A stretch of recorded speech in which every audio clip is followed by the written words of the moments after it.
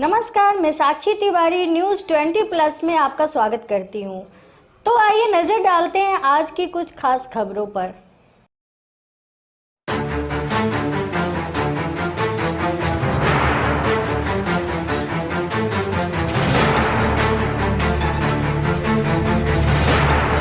नरेला क्षेत्र स्थित सुभाष नगर गेट, जहां प्रदेश के चिकित्सा शिक्षा मंत्री श्री विश्वास सारंग के जन्म उत्सव के बधाई पोस्टर लगे हुए हैं, के सामने वाले डिवाइडर पर अचानक एक कार चढ़ गई।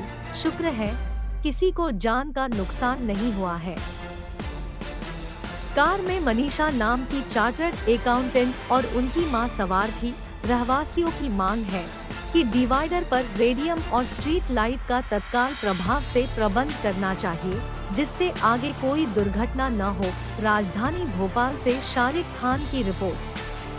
सुभाष नगर गेट से जा रहा था गोविंदपुरा क्षेत्र किसी काम से, तो मैंने रास्ते में देखा कि सुभाष नगर गेट के सामने वाले डिवाइडर में एक महिला और उनकी पुत्री एक कार में सवार थी और एक डिवाइडर पर उनकी कार चढ़ जाती है और उनको पता भी नहीं चलता है कि ये डिवाइडर है। रहवासियों से जब जाना गया कारण, तो उन्होंने बताया कि ये हादसे आम हैं, आए दिन इस तरह से गाड़ियां डिवाइडर पर चढ़ती हैं। शुक्र है, लेकिन आइए हम सीधे उन दोनों युवतियों से जुड़ते हैं और जानते हैं कि वो कैसा अनुभव कर रही हैं।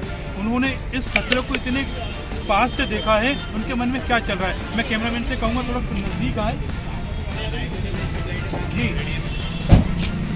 बताइए क्या पूरा मामला है। यहाँ पर कोई भी रेडियम नहीं है, कोई स्ट्रीट लाइट्स नहीं है। सिर्फ मेरे साथ यहाँ पर ऐसा नहीं हुआ है, बहुत सारे लोगों के साथ आए दिन यहाँ पे ऐसा हो रहा है। कभी किसी की जान चली जाएगी तो सरकार उसकी रिस्पॉन्सिबिलिटी लेने के लिए तैयार है, तो यहाँ पे नहीं लगा है। और अगर नहीं ले सकती तो यहाँ पर आपको वर्क करवाना चाहिए। आपका नाम क्या है? मनीषा। मनीषा जी, तो जब आप सामने से आ रही थी तो ये डिवाइडर बिल्कुल नहीं दिखा? बिल्कुल भी नहीं दिखा। आपकी माता जी भी साथ में आई है, उनसे भी बताया था। जी, आप साथ में बैठी हुई थी, क्या किसी बात को लेकर के एकदम से आप कि बिल्कुल दिखा ही नहीं आपको? नहीं दिखा, बिल्कुल सामने ही ध्यान था और बिल्कुल रेडिएटर नहीं दिखा, वो डिवाइडर नहीं। क्या क्या चाहती हैं आप थाना क्षेत्र? काम करने की जरूरत है और ये हमें नहीं, कई लोगों का ऐसा हो रहा है, हमें पता चला है। जिलाधीश महोदय से क्या मांग करती है कलेक्टर महोदय से? कि जल्द से जल्द इस पर काम किया जाए और यहाँ पर किसी की जान चली जाएगी तो उनकी जिम्मेदारी है। मनीषा क्या करती हैं आप? मैं सीए। जी देखिए, चार्टर्ड अकाउंटेंट मनीषा, जो कि एक बहुत ही इम्पोर्टेंट पर्सनैलिटी है समाज की, चार्टर्ड अकाउंटेंट हैं, उनको वो और उनकी माताजी कार में सवार थी और ये हादसा हुआ है।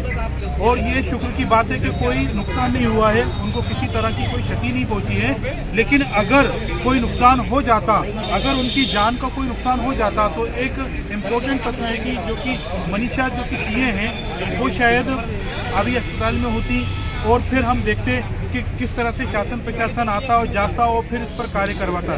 या जब किसी जान की हानि होगी तब हमारा शासन प्रशासन सुधरेगा, वैसे वो क्या कोई सुध नहीं ले सकता है। आइए हम रहवासियों से भी जुड़ते हैं और जानते हैं।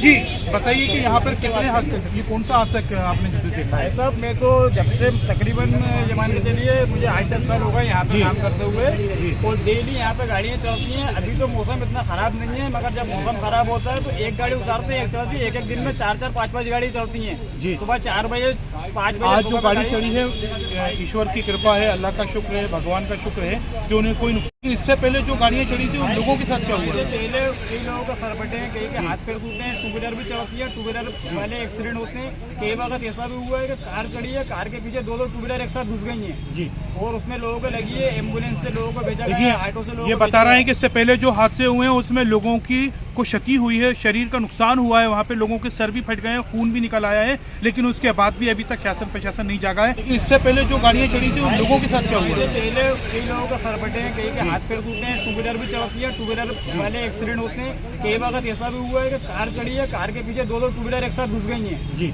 और उसमें लोगों को लगी है। एम्बुलेंस से लोगों को भेजा गया, ऑटो से लोगों ये बता रहे हैं कि इससे पहले जो हादसे हुए हैं उसमें लोगों की को क्षति हुई है, शरीर का नुकसान हुआ है, वहाँ पे लोगों के सर भी फट गए हैं, खून भी निकल आया है, लेकिन उसके बाद भी अभी तक शासन प्रशासन नहीं जागा है। तो क्या किस तरह? तो ये थी आज की कुछ खास खबरें। तो हमारे साथ बने रहिए और हमारे चैनल को लाइक, सब्सक्राइब और शेयर अवश्य करें। Thanks for watching. धन्यवाद।